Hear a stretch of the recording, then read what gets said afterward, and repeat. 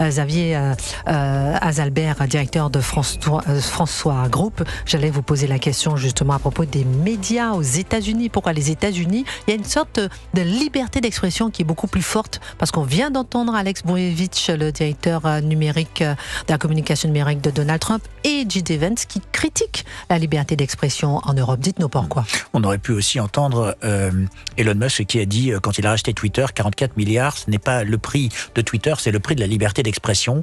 Pourquoi si ancré aux États-Unis? Eh bien, il se trouve que la liberté d'expression, c'est le premier article de la Constitution américaine.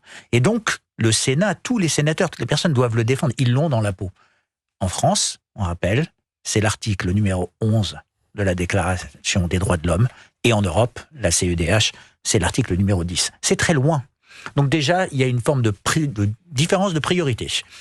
Le deuxième point qu'il y a, c'est que la conséquence que ça va avoir vis-à-vis de ce côté d'intégrité et de transparence. Les Américains vont être beaucoup plus... vont chercher beaucoup plus de transparence et vont attendre beaucoup plus d'intégrité. Ça se traduit par le fait qu'un homme politique qui se présente dans une élection et qui n'est pas élu, eh bien, il disparaît de la vie politique. Et donc, alors, on a un pluralisme plus important, mais en France, si jamais on revient un petit peu à des choses présentes, c'est si on a l'intégrité et la transparence, on ne devrait pas avoir besoin de cette labellisation. Si on a la liberté et la transparence, on ne devrait pas avoir besoin de conseils de défense pour enfermer des informations et les éloigner, on va dire, de l'information qu'on peut donner aux Français. Je m'interroge sur la santé d'Emmanuel Macron, qui avait promis en campagne, il l'avait promis en 2017 et en 2022, de donner ses bulletins de santé. Il ne les a pas donnés. Juste, je précise qu'en tant que journaliste, j'ai demandé ces bulletins de santé, et qu'est-ce que je fais? Je reçois un courrier, une menace de Patrice Faure, qui était à l'époque le directeur de cabinet à l'Élysée, qui dit « Non, vous ne devez pas poser ces questions ». Il menace même mon avocat.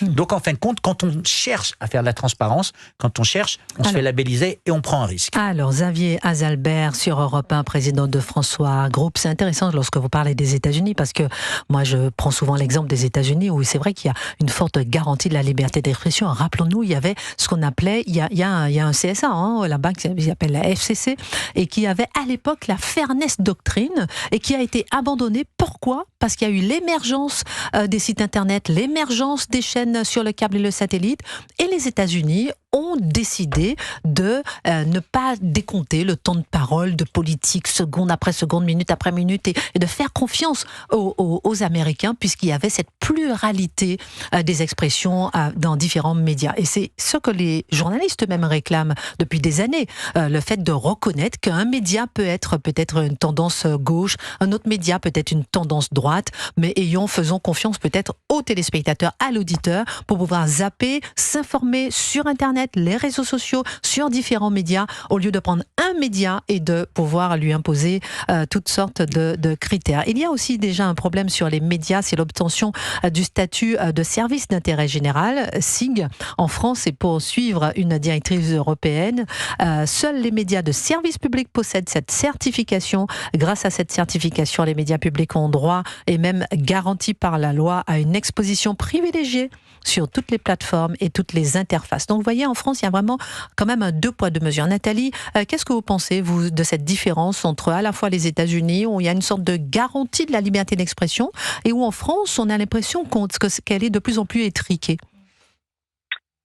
Justement, alors je ne savais pas que c'était le premier article de la Constitution américaine, et il est vrai qu'il faudrait remettre un petit peu plus haut dans les priorités de l'État la liberté d'expression en France.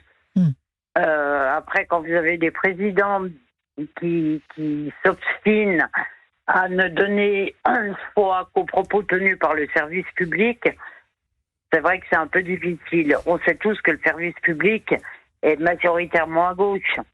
Et je crois que c'est le gros problème d'Emmanuel Macron vis-à-vis de CNews.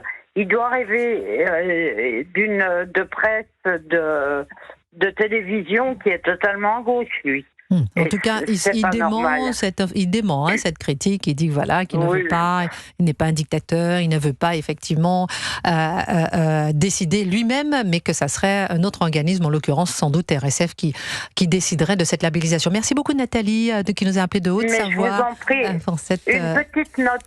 une petite note d'humour. tout cela me fait penser à Guy Béard. Oui. Le premier qui dit la vérité doit sera être exécuté. Merci. Et merci. c'est dommage. Passez d'excellentes fêtes de fin d'année. Non, Et joyeux nous, on Noël. continue à vous regarder. Merci beaucoup, ma Oui, chère joyeux Nathalie. Noël et bonne année. Voilà. On dit Noël. J'englobe tout. Merci, ma belle. Au revoir. Bonjour, Merci Azedine. Vous nous appelez d'Occitanie. Et quel regard vous portez, vous, sur la labellisation? Ensuite, on fera un tour de table avec Alexandre Jardin, Gabriel Cluzel, Éric Tegner et Xavier Azalbert de François. Bonjour, Azedine. Bonjour Christine, ravi de vous avoir. Moi aussi. Bonjour à vos invités, bonjour à Géraldine et bonjour à Colette. Colette. C'est ma nouvelle star. Bonjour. Alors, dites-nous tout, Azedine. Que pensez-vous de ces propos? Je suis en fait, Alexandre Jardin m'a enlevé les mots de la bouche parce que je pense comme lui, je pense qu'on lance cette polémique pour pas parler de l'essentiel actuellement.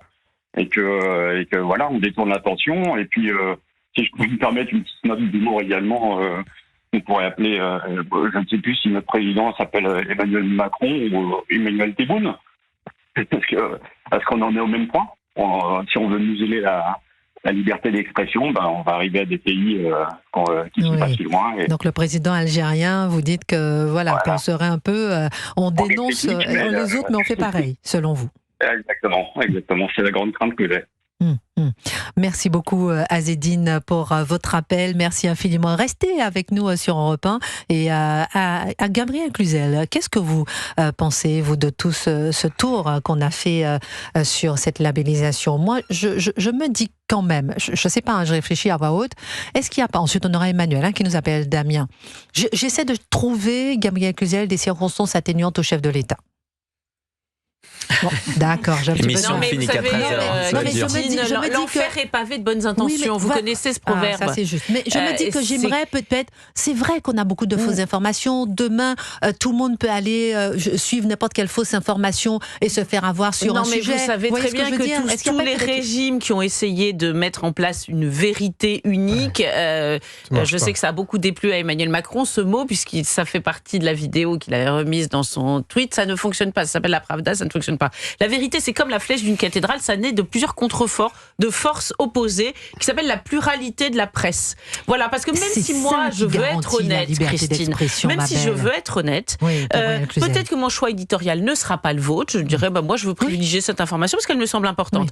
Peut-être que mon œil ne sera pas le même, peut-être que des gens vont me dire des choses, mais je n'aurai pas tous les avis, je ne suis pas omnisciente. Donc la pluralité de la presse, c'est elle seule qui peut faire émerger la vérité. Et le dernier point que je voulais dire, c'est que moi, j'ai très peur de ce maillage qui est en train de se mettre en place comme une garde prétorienne autour du président de la République, une garde rapprochée, c'est-à-dire un maillage d'institutions indépendantes, de labels. Ah non, c'est pas lui qui décide, mais c'est des gens qui pensent tout comme lui ou encore plus à gauche que lui. C'est quand même troublant. Vous voyez, c'est-à-dire qu'aujourd'hui, tous les contre-pouvoirs indépendants ont la même coloration politique. Ça devient quand même profondément gênant. Excellente remarque. En tout cas, c'est vrai que c'est un peu ce qui ressort. Alexandre Jardin voulait réagir. On est en train de débattre de trucs qui sont dégueulasses. C'est-à-dire, il y a une sorte de malveillance dans tout ça. Pourquoi vous dites ça? Parce que on sent bien que à chaque fois les cartes sont pipées. Moi, j'aimerais vivre dans une époque de gens bien. C'est-à-dire de gens qui arrêtent de se faire des procès, qui arrêtent d'avoir besoin de fliquer tout le monde. Qui se font confiance. Mais la France, c'est pas ça. La culture française, c'est pas ça. C'est-à-dire que à partir du moment où on entre dans des systèmes paranoïaques, mais on est en train de foutre en l'air notre vie. On est un grand pays.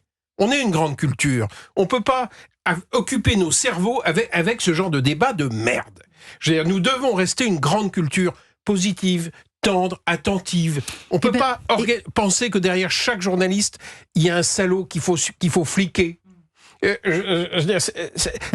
pas ça la culture. Et puis ensuite, je voudrais m'excuser de quelque chose. Parce que depuis ce matin, les gens essayent de signer sur le site des gueux. Et le site tombe tout le temps parce qu'il y a en permanence plus que 70 000 personnes qui veulent signer. Donc on est submergé. Ça va revenir. Excusez-nous. Pas de souci, les gueux. Merci beaucoup. Alexandre Jardin, c'est intéressant ce que vous dites, parce qu'on va marquer une pause, mais juste avant de marquer la pause, sur le fait qu'on est dans une sorte de pays où on se sent fliqué. Mais pourquoi est-ce qu'on se sent fliqué? Parce qu'on est le seul pays au monde où sur tous les médias, on doit décompter le temps de parole d'un politique, par exemple. C'est hallucinant. On est le seul pays au monde. Alors moi, je me suis occupée de temps de parole au Conseil supérieur de l'audiovisuel. J'ai fait un rapport que j'ai remis au Conseil d'État, que j'ai remis à l'Institut de campagne électorale pour dire de libérer, justement, parce que tous les médias remontent sur le fait que c'est compliqué, ça ne tient plus la route, qu'avec le pluralisme des sources d'information, ça n'est plus la peine de fliquer, de surveiller un politique. Et attention, tenez-vous bien, Alexandre Jardin, Daniel Cohn-Bendit, il est décompté ou pas? Non. Éric Dupond-Moretti, il est décompté ou pas? Non. Et Philippe de Villiers, il est décompté ou pas? Oui, allez, on marque une pause. On écoute Emmanuel qui nous appelle Damien. Soyez sage. Soyez sage et réfléchissez à l'émission qu'on va faire sur l'électricité, Alexandre Jardin. Emmanuel, vous vous appelez Damien. Quel regard portez-vous au regard, à la lumière de tout ce que nous avons dit depuis 11h30 ce matin, sur cette labellisation voulue par le chef de l'État? Eh bien, bonjour Christine, bonjour à toute l'équipe. Tout simplement, la labellisation, c'est qui décide, et les dés sont pipés suivant qui décide. Là, il n'y a pas d'impartialité sur le principe de garantie. Et puis la première des choses qu'il faut se souvenir, c'est malheureusement quand il y a eu Philippines, on parle de labellisation de France Télévisions, la pauvre Philippines, elle a été annoncée au journal de 20h par Anne-Sophie Lapix, comme quoi effectivement un suspect avait été arrêté, sauf que depuis l'après-midi on le savait, en particulier sur CNews, que la personne était d'origine marocaine, récidiviste, sous OQTF. C'est tous des petits détails, passez-moi l'expression, qui sont extrêmement importants. Qui sont invisibilisés souvent. Et alors, qui sont juste passés pour inaperçus parce qu'un simple suspect a été arrêté. Et c'est continuellement ça, en fait. C'est continuellement ça. Elias, ce téléphone, c'était pareil. Malheureusement. Et alors, la labellisation... c'est bien que les familles des victimes elles-mêmes viennent sur les plateaux télé pour dire on a menti. C'est ce qui s'est passé sur mon enfant. Heureusement que tel média est là, tel média est là pour dire la vérité. C'est ça. Les premiers qui labellisent, ce sont les Français, ce sont les auditeurs, ce sont les téléspectateurs. Et on a déjà fait passer le message que le service public est dévié dans sa présentation des faits. Pas tout le service public, pas tout le monde, une partie, mais en tout cas, souvent, voilà, on voit qu'ils ont, ils sont pas tout à fait honnêtes avec l'information, alors qu'ils ont un cahier des charges qui est en plus de cette convention que chaque média a avec l'ARCOM, ils ont un cahier des charges pour l'honnêteté de l'information. Voilà, exactement. Merci beaucoup, mon cher Emmanuel, pour ce regard, et c'est vrai qu'on oublie. Un petit message pour vous dire merci à vous en particulier, à d'autres aussi, mais merci à vous pour la qualité des informations que vous donnez à chaque fois, la visibilité que vous avez, et merci, j'ai envie de vous dire juste aussi merci à vos parents pour l'éducation qu'ils vous ont donnée, pour la défense des valeurs. C'est gentil, je vais dire à mon papa et à ma maman, Mais vous savez, Emmanuel, ce que vous dites, c'est important. On est des millions à penser ça. Non, mais c'est important ce que vous dites, parce qu'on parlait avec Géraldine qui a sa fille, et elle disait à sa fille, elle me disait en off, qu'elle dit à sa fille de développer son esprit critique. Ma mère m'a toujours dit, ma mère qui est institutrice, mon père était directeur d'école très dur avec moi. Mais on le fait plus à l'école. Mais il m'avait dit tout le temps, ne fais jamais comme les autres, réfléchis, aie ton esprit critique. Avoir son propre libre arbitre, c'est très important. Merci encore Emmanuel, je vous embrasse très fort. Bonjour Patrick, merci, qui nous appelle d'Île-de-France. Bonjour Patrick, qu'est-ce que vous pensez, vous, effectivement, de cette labellisation? Est-ce que vous avez un message déjà pour mes parents ou pas? Parce que sinon, je vous prends pas. Je rigole. Oh, je livrerai le même que celui de la personne qui a parlé avant moi. Elle a raison. Non, je voulais juste vous livrer une petite réflexion très courte, parce que moi, quand j'entends dire que RSF, Reporters sans frontières, pourrait être l'organe qui juge le travail, la qualité du travail de journalisme de CNews, et là, c'est comme si Médecins sans frontières jugeait la qualité du travail d'un chirurgien dans une clinique privée à Versailles. Voilà, ça me fait exactement le même effet. Et ça me fait froid dans le dos, quoi. Voilà. Mais ça fait froid dans le dos. Je suis d'accord avec vous, mon cher Patrick, parce que, encore une fois, prenons l'exemple de RSF. Lorsqu'ils prennent des bandeaux, tenez-vous bien, ils prennent des bandeaux sur CNews sur un mois et ils disent, tiens, j'ai vu tel bandeau, voilà la conséquence. Alors que l'ARCOM demande, par exemple, de décompter le temps de parole, non pas sur un mois, non pas sur 2 semaines, mais sur 3 mois, pour pouvoir avoir un certain équilibre. Parce que l'information peut être forte à un moment, sur un sujet, plus faible sur un autre sujet. Donc même l'ARCOM demande d'équilibrer sur 3 mois. RSF, on va se baser sur eux, alors qu'ils donnent sur 1 mois. Merci Patrick pour votre appel. On fait un petit tour de table avant la fin de l'émission. Rien, surtout. Oh, vous êtes trop mimi. Merci mon cher Patrick. Patrick. Et attention, ce soir, 18h, sur Europe 1 et CNews, en exclusivité, Rachida Dati, ministre de la Culture, sera l'invité de Punchline avec Laurence Ferrari.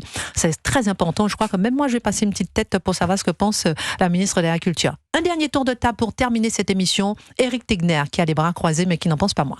Moi, si je prends un peu de hauteur, je dirais que ce qui me sidère, c'est qu'il y a un seul sujet de censure dont on devrait parler aujourd'hui, qui est un vrai sujet. Et j'aimerais qu'Emmanuel Macron se mobilise beaucoup plus, c'est éviter, par exemple, qu'il y ait des sites pédopornographiques. Ça, c'est un vrai sujet. Ah ben voilà. C'est le seul sujet. Je l'avais également, dit les sites de propagande islamiste qui évitent qu'un jeune à Oléron, issu de Français de souche, on dirait, finalement, se radicalise. C'est là-dessus qu'on aimerait l'entendre. Le reste, ça fait partie du débat public, en fait. Et donc Emmanuel Macron, et dans le fond ça rejoint ce que disait tout à l'heure Alexandre Jardin, c'est que Emmanuel Macron ne se soucie pas des vrais sujets aujourd'hui qui préoccupent les Français, et notamment qui touchent aujourd'hui les jeunes, parce que les jeunes, ils essayent de trouver des choses différentes, il faut s'adapter, et je vous assure, c'est le pluralisme d'abord qui va primer. Alexandre Jardin, dernier mot, ensuite Gabriel Cluzel et Xavier Azalbert. Ce qui est toujours formidable, c'est que les affreux génèrent des gentils. C'est-à-dire que plus on essaye de casser la liberté d'expression, plus tout à coup ça se réveille dans le pays. Et donc, finalement, on n'aura jamais autant parlé de liberté d'expression qu'au moment où le président se conduit mal. Parce que c'est pas bien. C'est pas son métier. Et ce qui me frappe toujours, c'est qu'on reste une grande culture. C'est qu'on a tous des réflexes, on sent bien ce qui est normal et ce qui l'est pas. On sent bien qu'on peut pas basculer dans une société de la paranoïa. Qu'à un moment, il faut qu'on se fasse confiance et qu'on ne pense pas que le gueux est un gueux. C'est un citoyen. Eh oui, le gueux est un gueux, il peut réfléchir. Alexandre Jardin sur Europe 1. Xavier Azalbert, président de François, sur Europe 1. Dernier mot sur cette labellisation. J'ai envie de revenir un peu à ce tweet, et vraiment à ce à quoi il sert, parce que je pense que ce tweet, c'est un appât empoisonné à double tranchant. Pourquoi vous dites Alors, ça ? il est assez empoisonné parce que, bien sûr, son contenu, on pourrait dire que ça correspond pas au rôle du président, au rôle de l'Élysée, comme l'a dit Alexandre Jardin, mais c'est une manière pour lui de cartographier qui est un opposant quelque part, puisqu'il va avoir les réactions. Il y a 90%, j'ai regardé pas mal de tweets, il y a 90% qui sont contre, on va dire, et 10% qui sont pour. Donc, ils viennent à la défense. Donc, on voit bien. C'est limite complotiste, ce que vous dites là, non ? 90%, c'est les faits. C'est issu de l'analyse contextuelle des mots qui ont été dits et des opposants. Mais en fait, donc, on voit bien que les gens sont contre. Ils veulent la liberté d'expression et ils disent au président, non, c'est pas à vous de vous en occuper. Et pourquoi ça peut se retourner contre lui ? Parce que la question qu'on peut se poser, c'est vraiment, c'est qui protège la vérité quand le propre fossoyeur du manque de confiance, c'est le président lui-même. Voilà, je pense qu'à ce moment-là, on se rend compte d'une chose, c'est qu'il peut y avoir l'effet Streisand. C'est qu'en fait, comme le dit Alexandre Jardin, on n'a jamais autant parlé de la liberté d'expression. Merci beaucoup Xavier Azalbert sur Moi, François. ce qui me frappe, c'est l'aspect contre-productif de ce tweet, parce qu'en réalité, vous parliez de complotisme, la censure alimente le complotisme. Vous savez, c'est la chanson de Jacques Dutronc, on nous cache tout, on nous dit rien. Et puis ça fait descendre les gens dans la rue. Vous savez, quand il n'y a plus de médias qui sont les porte-paroles des Français, qui disent, voilà, un tel pense que ça va pas, et voilà, ils se disent, il n'y a plus personne qui nous représente, il faut descendre dans la rue. Très intéressant. On n'a pas pu parler, Gabriel Cluzel, de l'autre sujet avec ce rapport explosif des chiffres du ministère de l'Intérieur. Il y en a qui ont été condamnés pour avoir sorti ces informations. Le ministère de l'Intérieur sort ces informations. On va en parler une autre fois. On en parle. On verra ça. Rappelons aussi que tout ce qui s'est passé, ça vient pas comme ça. Emmanuel Macron a voulu les états généraux de l'information. Il a eu un conseil de défense de l'information. Donc voilà, tout ça, ça pose question. Merci d'avoir été en direct sur Europe 1.